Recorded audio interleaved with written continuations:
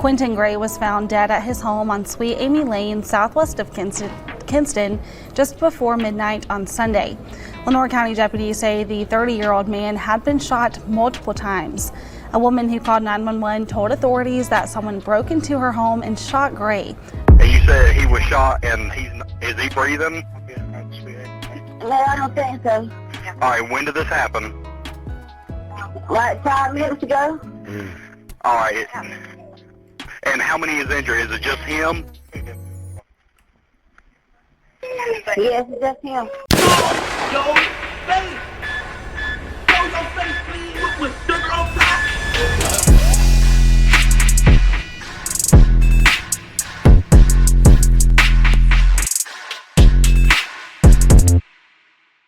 Fellas, this one is for y'all. We always react to the videos warning women to stay away from these men and showing them the signs of a man not being good for them and all the red flags. But today, I got y'all. Now, this is a crazy story, and it just goes to show that sometimes you can't even trust a person that you lay down with every night, let alone have a kid with, because they can be the reason you lose your life. Now, you would think you could trust someone that you lay next to, have a child with, and a little argument or two is not that serious. However, you never know how you leave someone feeling during an argument or dispute, and maybe they haven't let the anger go despite you thinking that it's over. Well, in this situation here, we have a North Carolina woman that went as far as setting up her own baby father to get shot during a fake home invasion that she put together with another man. Now, you know what's funny? The other man was her work boo. Now, was it over money? Was it over anger? Was it over greed? Who knows? We about to find out. And by the way, she's so cold-blooded that after everything transpired, she tried to make it seem like she had nothing to do with it by making a Facebook post, sending her condolences like she didn't have nothing to do with it, with her kids that she shared with him in the same picture. Damn. Shout out to Crime Corner. I'll leave a link pinned in the comments so you guys can check out their video there if you want to watch it without me talking. In the meantime, make sure you hit that thumbs up button so we can get this video into the algorithm. And if you're not subscribed to the platform already, make sure you do so now. Let's get into it. Yeah. It seems like everybody around me keep leaving. Play with my feelings and I don't give them a reason. They take my heart and they break it all into pieces. It seems like everybody around me keep leaving. It seems like everybody around me keep leaving. Play with my feelings and I don't give them a reason. They take my heart and they break it all into pieces. It seems like everybody around me keep leaving. And you said he was shot, and is he breathing? No, I don't think so. All right, when did this happen? Like 5 minutes ago. All right. And how many is injured? Is it just him? Yes, it's just him. Now, here's another thing, right? That's supposed to be the girlfriend, right? Now, does she sound like somebody that just lost or had her baby father shot? Right? No, she don't sound frantic. She don't sound sad. No, nothing. All right, and how many suspects were involved? I don't know, sir. I was there with my bed and I just heard gunshots. All right. Put him under the bed. Where's that suspect at now? Do you know? No, sir. This is the story of Nyasia Perkins, a 26-year-old woman whose life took a dark and unexpected turn. She lived with her boyfriend, Quentin Gray, and their children in a quiet home on Sweet Amy Lane in Lenoir County. But on the night of December 8, 2024, tragedy struck. Perkins frantically called 911, claiming that an intruder had broken in and shot Gray in cold blood. But was it really a home invasion? As investigators dug deeper, shocking details emerged, details that pointed not to an unknown assailant, but to Perkins herself and a man she worked with, Calvin Coley. See that? You see that? Her work boo, right? The man that she got a kid with, 2 kids, and live with, she decided to carry this out with her work boo. What really happened that night, and why would someone orchestrate such a chilling crime? Welcome to Crime Corner. Subscribe and hit the bell icon for more stories. This story takes us to Kinston, North Carolina, a small but historically rich city known for its deep roots in Southern culture. Located in Lenoir County, Kinston has a population of just under 20,000 and is home to a mix of quiet residential neighborhoods and bustling local businesses. Once a thriving industrial hub, the city has faced economic challenges over the years, but it remains a community where people know their neighbors and news travels fast. However, on a fateful night, a shocking crime would shake this peaceful town to its core. At the center of this story is Nyasia Perkins, a 26-year-old mother, employee, and longtime resident of North Carolina. She grew up in Snow Hill, a small town in Greene County, where she attended Greene Central High School. She spent her early years in this rural community before eventually settling in Kinston, where she lived with her boyfriend, Quentin Gray, and their 2 sons. Quentin Lee Gray was a 30-year-old man from La Grange, North Carolina. He was an aspiring rapper, described as a loving father and a hardworking individual. Yeah. My brother was a gangster, my cousin was a thug, so you know that this just run up in my blood. When I was 14, I started dealing with them drugs in my city. Get wicked, it's killing just because it's jealous and rebellious and that you can tell them. All I grew up around was killers, drug dealers, and them fellas. A few gon' keep it solid, but the others they gon' tell it. So watch the way you move and don't get caught with what you selling on the set. It's all about money, power, respect. I remember being down, but now look what I'm at. Every nigga that's around me now done got a check, and I'm trying to put 100,000 around my neck, nigga.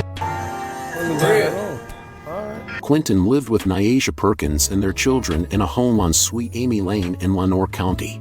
You feel the drink? I know what's going on. I ain't really got no service. Yeah. Say what? Hey, Anna. Oh, that's your life.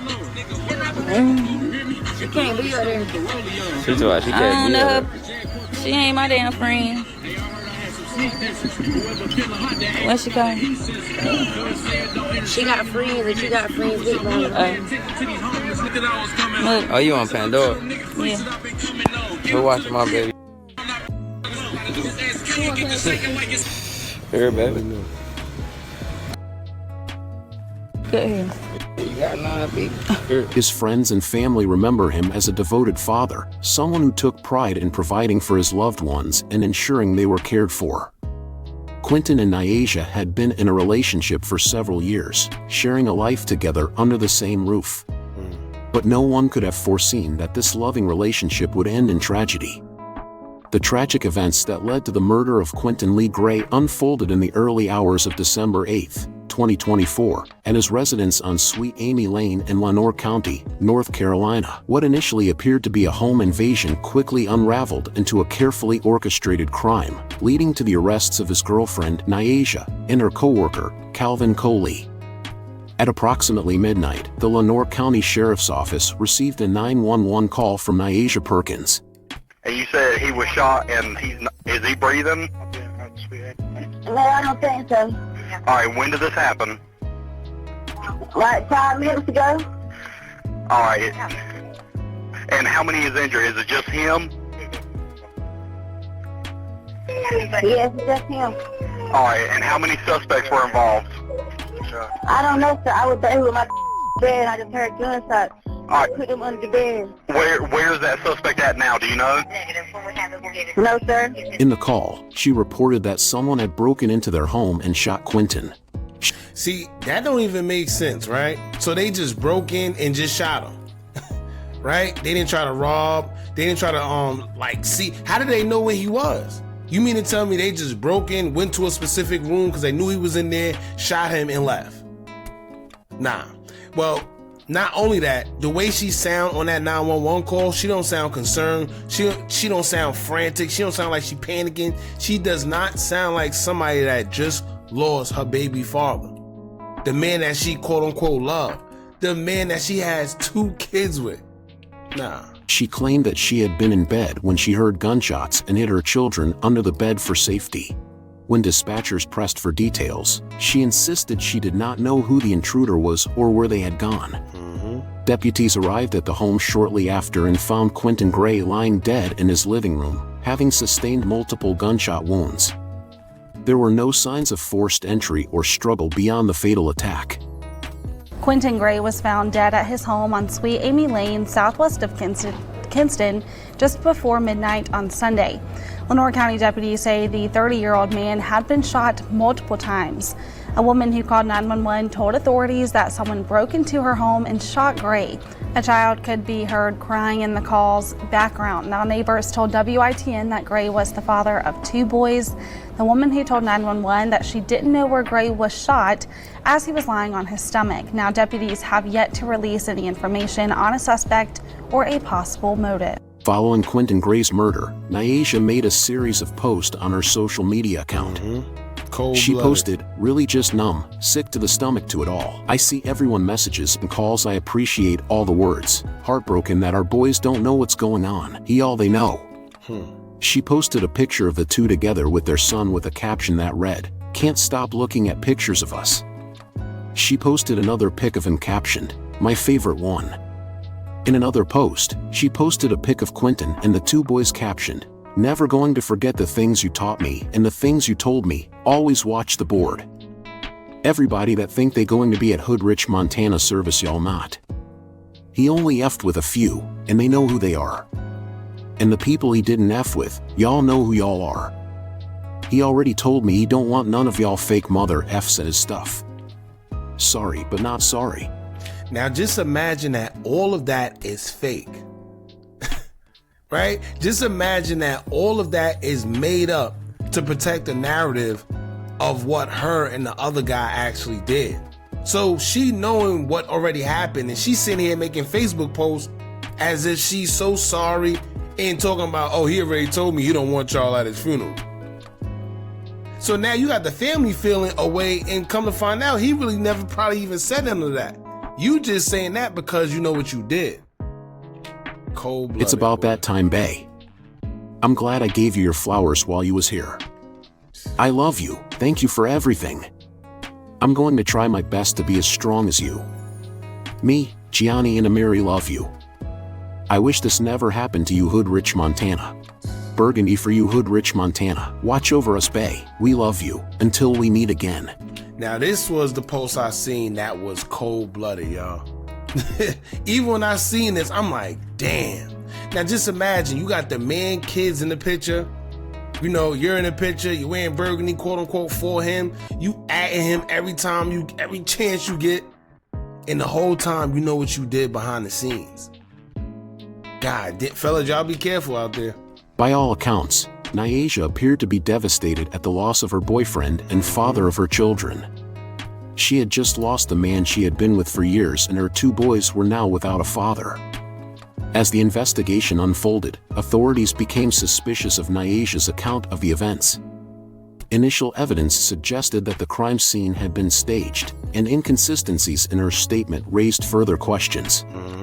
Surveillance footage, phone records, and forensic analysis led investigators to believe that Nyasia had conspired with Calvin Coley, a man from Goldsboro with whom she worked, to carry out Quentin's murder. Following several weeks of investigation, authorities moved in on January 15, 2025, to arrest both Nyasia and Calvin. Nyasia was taken into custody at her place of employment in Kinston around noon, while Calvin was arrested later that afternoon after an extensive search led officers to find him hiding behind pallets of inventory at his workplace. He knew it was coming. He knew it was coming. But I just wonder how they figured it out. Let's see what they said. Both suspects were charged with first-degree murder and felony conspiracy. They were transported to the Lenoir County Jail, where they were held without bond. A woman who deputies say made a 911 call last month has been charged with her boyfriend's murder. The Lenoir County Sheriff's Office says Nyasia Perkins and Calvin Colley were arrested Wednesday and charged with first-degree murder and felony conspiracy in Quentin Gray's death. Deputies say both Perkins and Colley were arrested yesterday at their places of work in Kinston. Deputies won't say where that happened, but did confirm the two worked together. The 26-year-old woman lives in Lenoir County, while deputies say the 29-year-old man is from Goldsboro. And just after midnight on December 8th, deputies say they were called to a home on Sweet Amy Lane for reports of someone being shot during a breaking and entering. Their 30-year-old Gray was found shot to death in his living room. The sheriff's office says Perkins also lived at the home with Gray, and deputies say she made the 911 call reporting the shooting. Deputies say there were 2 small children along with the man's girlfriend in the home when the shooting happened. Perkins and Coley are being held in the Lenoir County Jail without bond. News of the arrests spread quickly, drawing attention from local and regional media outlets. In interviews, neighbors and family members expressed shock and devastation. Neighbors say 30-year-old Quentin Lee Gray was a kind man, and they're heartbroken by the tragedy. He was always friendly and respectful, so I'll go there a few times, not much, but they were real nice people. According to Lenoir County Sheriff's Office, Gray was found unresponsive in his home on 943 Sweet Amy Lane just after midnight on Sunday. They say he suffered multiple gunshot wounds and was pronounced dead at the scene. It was sad, it's unexpected. Been out here 20 odd years, and this like the second shooting that's been out here. And for it to be like right across the street, it was kind of crazy because we're in the back and it's real quiet out here. Neighbors. Yeah, like if you look at the houses, right? And you got to think, it's not like it's a city. It's not like it's 9 times out of 10, everybody there knows each other. Look at the houses. They're close together, and it seems like it's a tight-knit community because it's just a few of them. So what can really happen?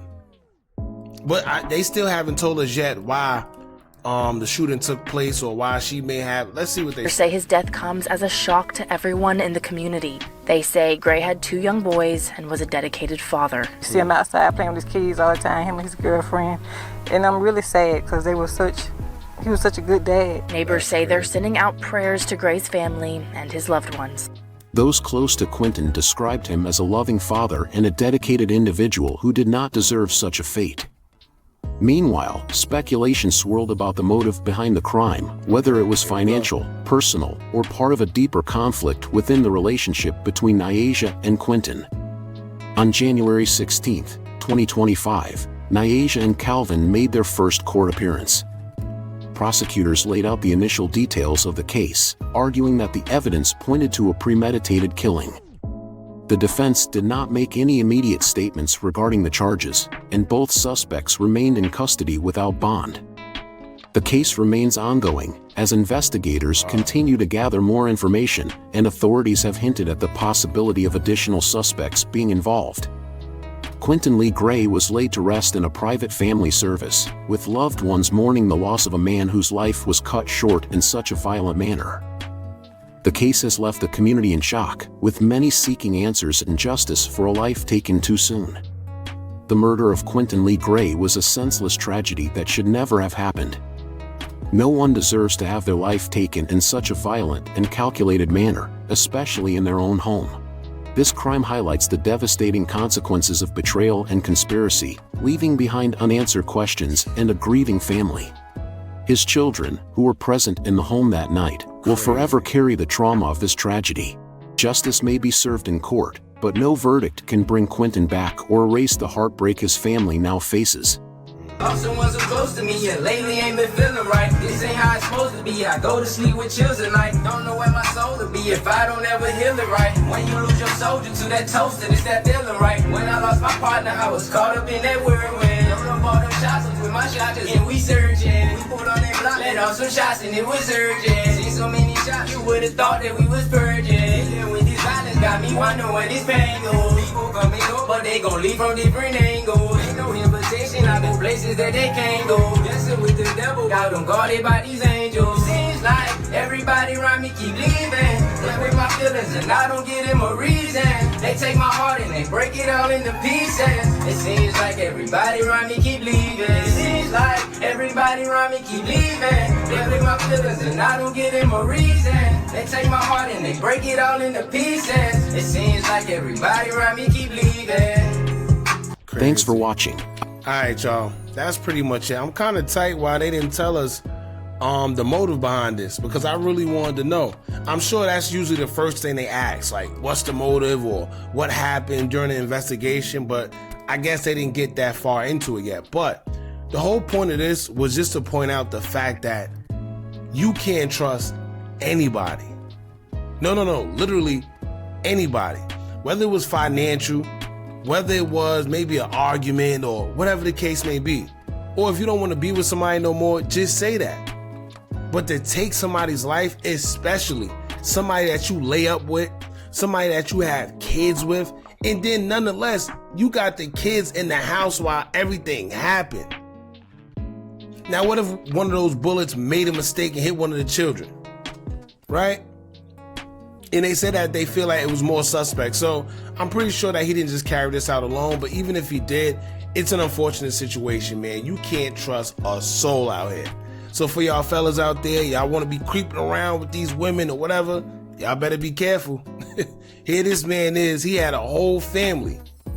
We don't know why, but I don't think anything out there can be the reason why you take somebody's life, especially that close to you.